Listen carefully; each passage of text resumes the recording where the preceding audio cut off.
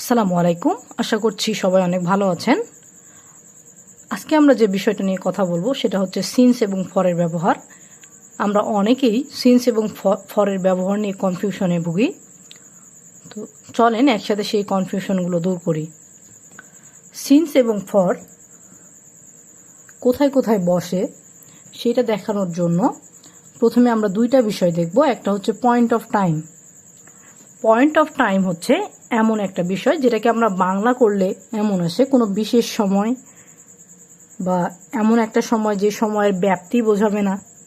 যদি বাংলা আমরা বাক্য দেখি সেখানে হতে থেকে এরকম কথার উল্লেখ থাকবে এবং কোনো সংখ্যা থাকবে না।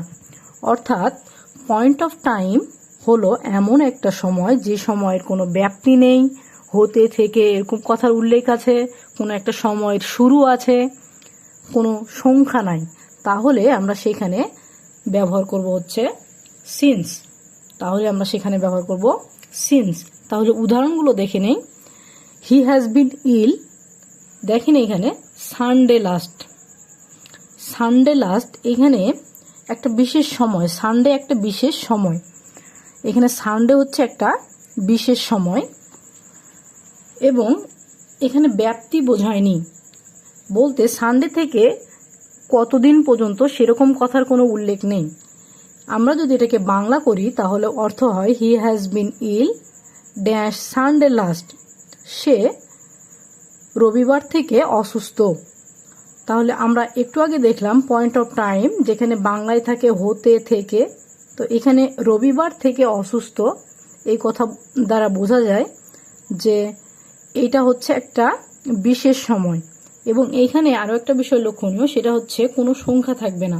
দেখেন এখানে কোনো সংখ্যা নাই, এখানে সানডে একটা নাম, এখানে কোনো সংখ্যার ব্যবহার নাই। তাহলে এখানে আমরা নিঃসন্দেহে সিন্স ব্যবহার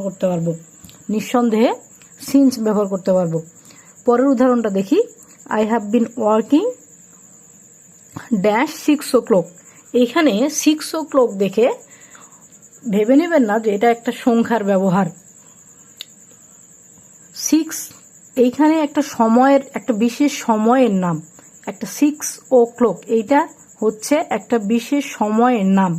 এখানে 6টা থেকে কয়টা পর্যন্ত সেরকম কোনো কথা বলা হয়নি। 6টা থেকে কয়টা পর্যন্ত সেই রকম কোনো কথা বলা হয়নি। তাহলে 6 o'clock হচ্ছে এখানে, যে বাংলা যদি করি আমি এই সেন্টেন্সটা তাহলে দাঁড়ায় I have been working dash 6। আমি এখানে 6টা থেকে কাজ করতেছি। আমরা একটু আগে দেখলাম পয়েন্ট অফ টাইমের ক্ষেত্রে ব্যবহার হয় হতে থেকে। তাহলে 6টা থেকে কাজ করতেছি, এখানে আমরা নিঃসন্দেহে সিন্স ব্যবহার করতে পারি। এখানে 6টা বলতে এটা কিন্তু কোনো সংখ্যা না, এখানে 6টা হচ্ছে একটা সময়ের নাম, কোনো বিশেষ সময়। 6টা হচ্ছে একটা বিশেষ সময়। পরের উদাহরণটা দেখি। I have been staying in Dinajpur dash 2015। আমি দিনাজপুরে 2015 সাল থেকে থাকি। তো আমরা আগেই দেখে আসছি যদি বাংলা করলে হতে বা থেকের কথার ব্যবহার হয় তাহলে আমরা সেখানে নিশ্চিন্তে, এখানে 2000 একটা বিষয় আবার অনেকেই কনফিউশনে ভোগেন, সেটা হচ্ছে আমি যেহেতু আগে বলছি কোনো সংখ্যা থাকবে না, এখানে 2015 দেখে অনেকে আবার মনে করেন এটা মনে হয় একটা সংখ্যা। এটা কিন্তু কোনো সংখ্যা না। 2015 একটা সালের নাম। 2015, 2016, 2024 এগুলো হচ্ছে সংখ্যা না, এগুলো হচ্ছে সালের নাম।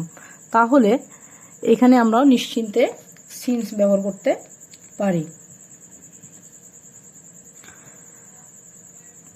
এখন আসি ফরের ব্যবহার নিয়ে।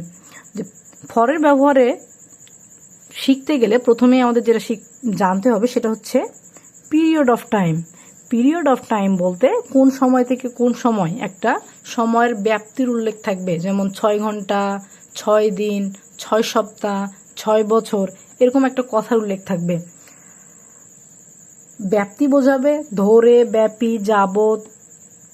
এই বাংলা যদি করি, বাংলায় আমাদের এই শব্দগুলোর ব্যবহার থাকবে এবং সংখ্যা থাকবে, পরিমাণ বোঝাবে, তখন সেখানে আমরা ফর ব্যবহার করব। উদাহরণগুলো দেখি। হি হ্যাজ বিন ইল, দেখেন এইখানে আমরা দেখতেই পাচ্ছি 2 উইক হচ্ছে একটা সময়ের ব্যাপ্তি, মানে 2 সপ্তাহ ধরে 2 সপ্তাহ, আমরা যদি এটাকে বাংলা করি, হি হ্যাজ বিন ইল, সে 2 সপ্তাহ ধরে অসুস্থ। He has been ill for 2 week, সে 2 সপ্তাহ যাবৎ অসুস্থ। এবং এখানে 2 উইক, এখানে 2টা হচ্ছে একটা সংখ্যা, আমরা জানি যে একটা সংখ্যা বোঝাবে, পরিমাণ বোঝাবে। পরিমাণটাও কি, সেখানে 2 সপ্তাহ, এটাই হচ্ছে পরিমাণ। পরের উদাহরণ, I have been working dash 6 hours. এখানে আমরা সহজেই দেখতে পারতেছি এটা একটা সংখ্যা এবং 6 আওয়ার্স দ্বারা কি বোঝায়, কতক্ষণ সময় সেটা বোঝায়, কতক্ষণ ধরে, কতক্ষণ ব্যাপী, কতক্ষণ যাবত। তাহলে নিঃসন্দেহে আমরা এখানে ফর ব্যবহার করতে পারি। I have been writing dash 7 month, এইখানেও সংখ্যার উল্লেখ আছে এবং 7 মান্থ 7 মাস ধরে, 7 মাস ধরে আমি লিখছি, 7 মাস যাবত আমি লিখছি। তাহলে এখানেও আমরা ফরের ব্যবহার করতে পারবো। আশা করছি সকলের কনফিউশন দূর হয়েছে। অসংখ্য ধন্যবাদ। আসসালামু আলাইকুম।